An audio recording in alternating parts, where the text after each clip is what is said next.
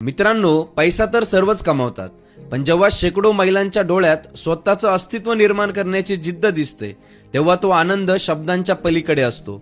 शिर्डीच्या Saint लॉरेनमध्ये Pratyush रिटेलच्या woman empowerment प्रोग्रामला मी हजर होतो. राहुल सर आणि राजेश सरांच्या आमंत्रणावरून मी तिथे पोहोचलो आणि तिथली ती कमालीची पॉझिटिव्ह एनर्जी पाहून मी थक्क झालो. तिथे उपस्थित असलेल्या प्रत्येक भगिनीच्या मनात एकच ध्यास होता, मला यशस्वी उद्योजिका बनायचंय. माझा आणि शीतलचा तिथे सत्कार झाला, पण खऱ्या अर्थाने त्या कार्यक्रमाच्या हिरो होत्या त्या रणरागिणी. घर सांभाळून स्वतःचा व्यवसाय सुरू करण्याची त्यांची धडपड पाहून मला त्यांचा सार्थ अभिमान वाटला.